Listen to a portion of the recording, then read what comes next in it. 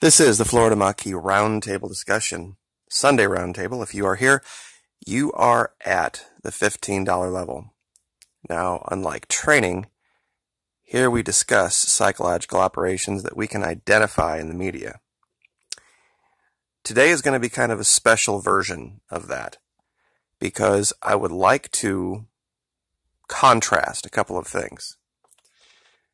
Now, many years ago, Chris Wallace sat down with Bill Clinton and had a very infamous interview where Clinton, whether you like him or not, and even Rush Limbaugh admits this, is a master at the psychological manipulation game.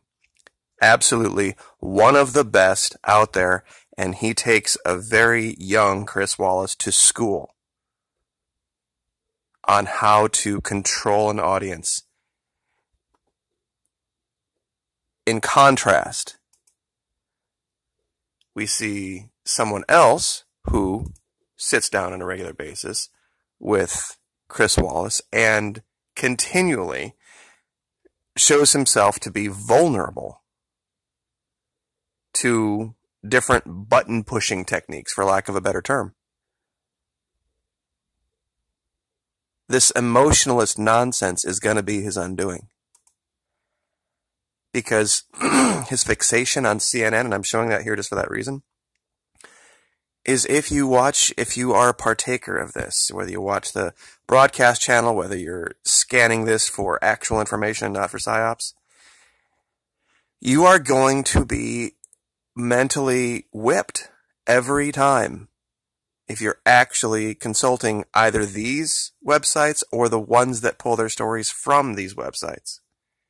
That's why that whole, I never even really addressed, other than the last video, that whole Red Star nonsense. And for those of you who know how I do things that way, psychological operations can be fun. It was just a strange coincidence that Red Star tanks just happened to coincide with the Red Star of Reverb Nation, where I do my music, but it is what it is. So when people set themselves up for that kind of thing, you know, psyops, I have said before, is a nasty business.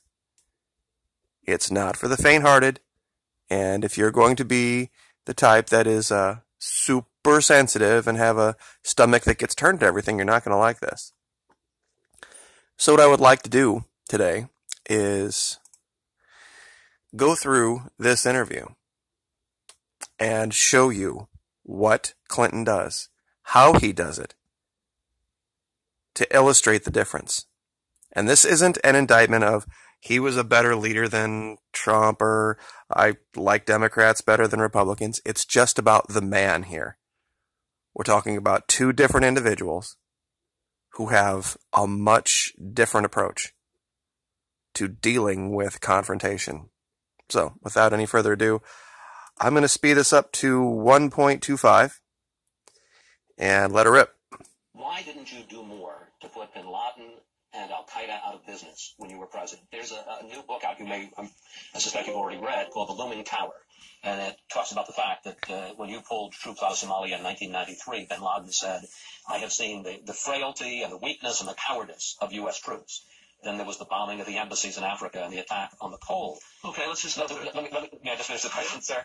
And after the attack, the book says that bin Laden separated his leaders, spread them around because he expected an attack, and there was no response. I understand that hindsight is always 20/20. No, let's talk about it. But the question is, why didn't you do more, connect the dots, and put them out of business? All right, let's talk about it. I will answer all those things on the merits, but first I want to talk about the context in which this arises.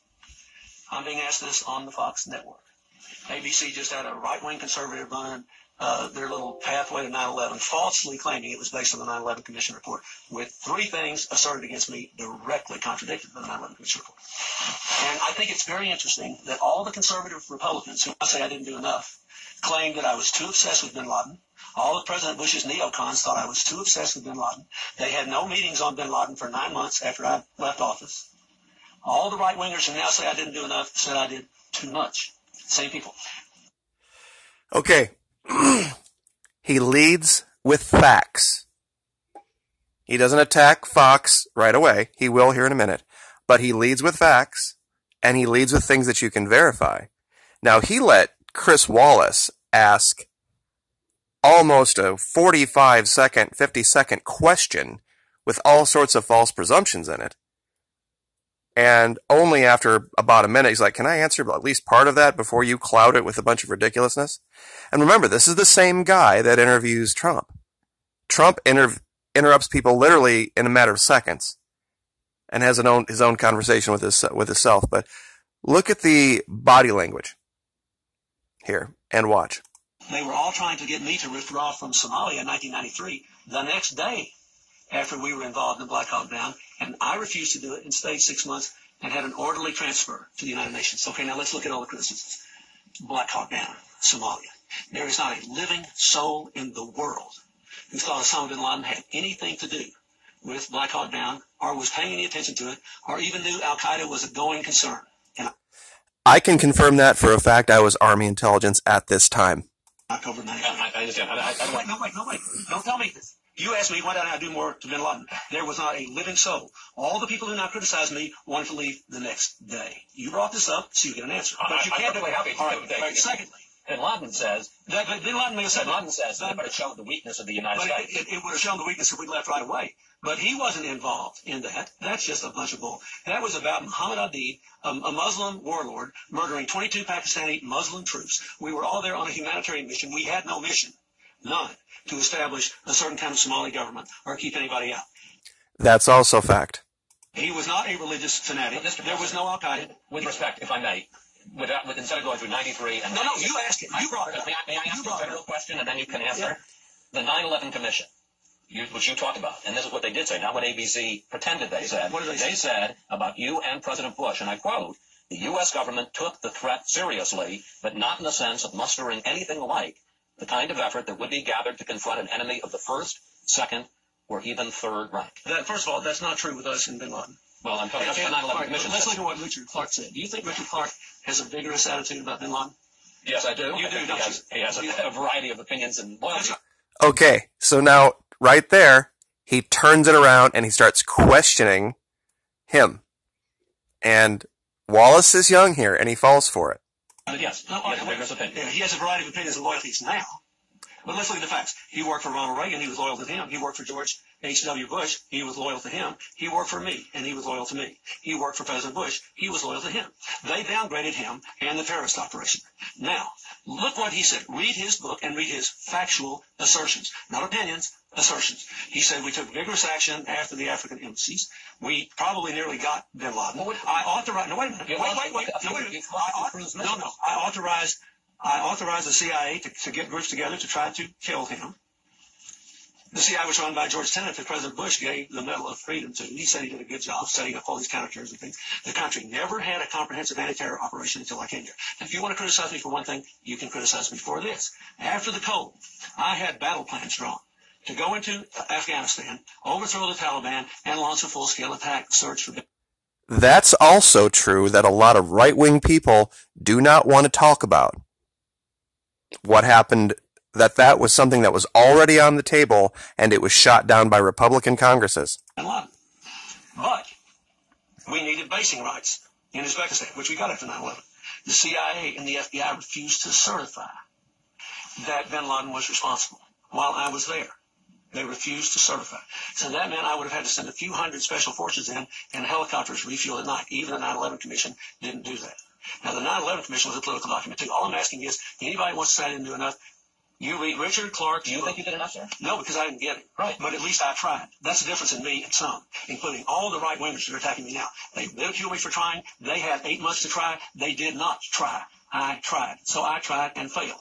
When I failed, I left a comprehensive anti-terror strategy and the best guy in the country, Dick Clark, who got demoted. Now, can you imagine our leaders saying, I failed, or saying, if you would like to criticize me for something, criticize me for this? This is something that it's throwing Wallace off his game. Because when someone self-deprecates and then turns facts around, it totally puts you completely in a different place.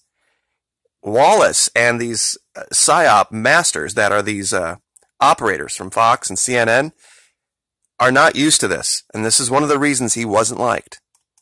So you did Fox's bidding on the show. You did your nice little conservative hit job on me. What I want to know is that, sir, That's a legitimate question. no, it was a perfectly legitimate question, but I want to know how many people in the Bush administration you asked this question of. I want to know how many.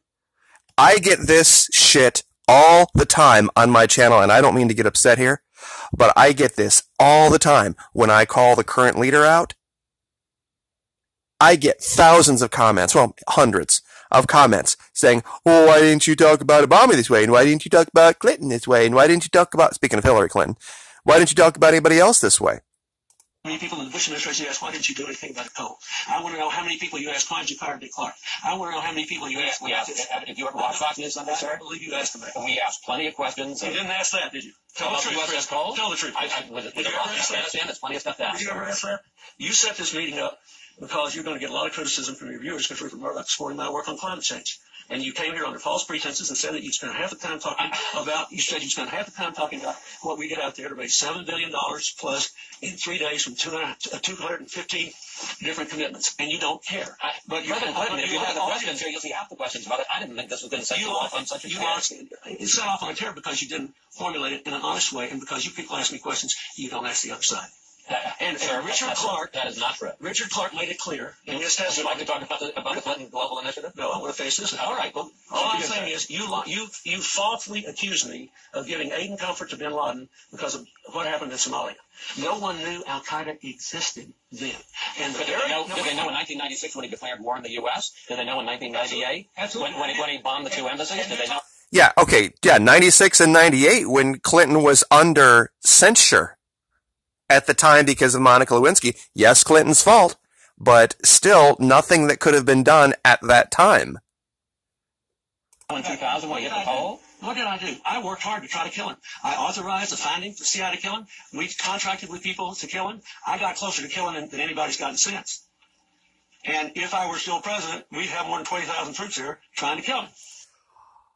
Oh, imagine that. See, most people don't get this far into the interview. Can you imagine the modern Democratic Party being on board with that? Being on board with that statement? Now, I've never criticized President Bush, and I don't think this is useful. But you know we do have a government that thinks Afghanistan is only 1/7 as important as Iraq. And you ask me about terror and Al-Qaeda with that sort of dismissive thing, when all you have to do is read Richard Clark's book to look at what we did in a comprehensive, systematic way to try to protect the country against terror. And you got that little smirk on your face. You think you're so clever. But I had responsibility for trying to protect this country. I tried, and I failed to get bin Laden. Once again, can you imagine our leader admitting to failure? I regret it, but I did try.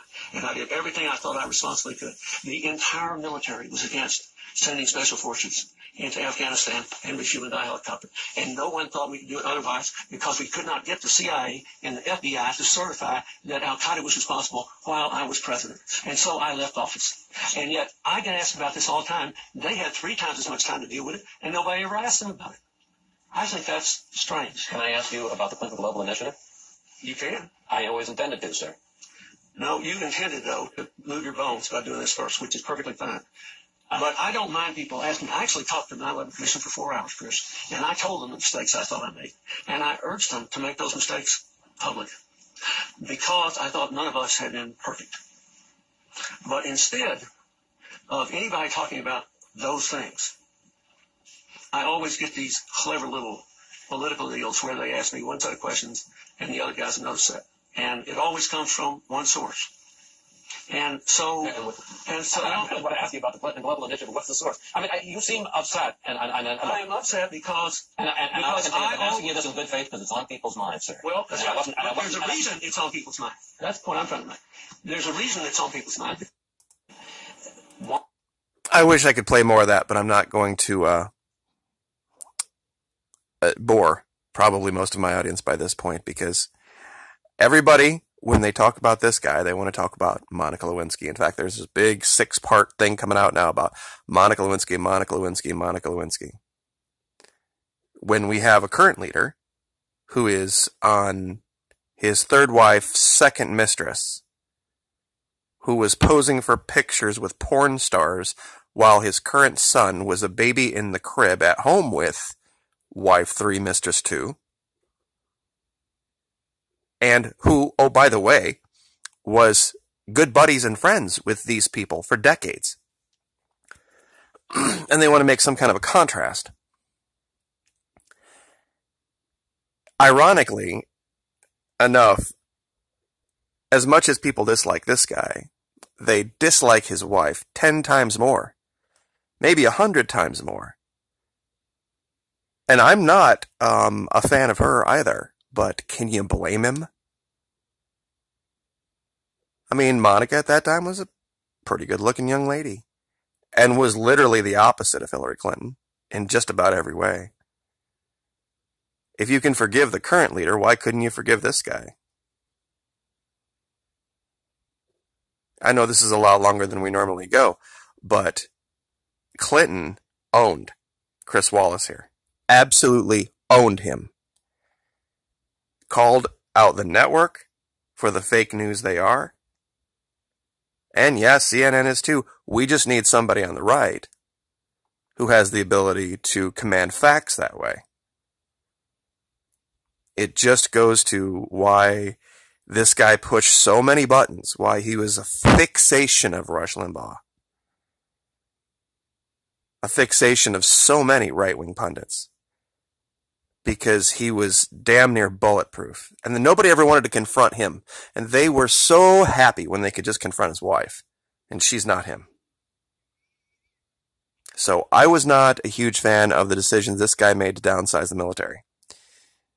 I mean, he literally gutted the military. It was disgusting. And I can admit that's the case, but I can also admit when the man is very, very good. Having been trained to do this myself personally, incredibly good at what he does. So, and this was years later. You should have seen him in his heyday.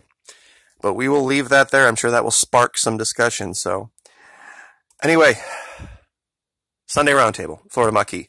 Thank you guys so much. I appreciate it. I'll be posting the drawing results a little bit later. Thank you so much for your patience that way. Like, share, subscribe. We'll see you next time.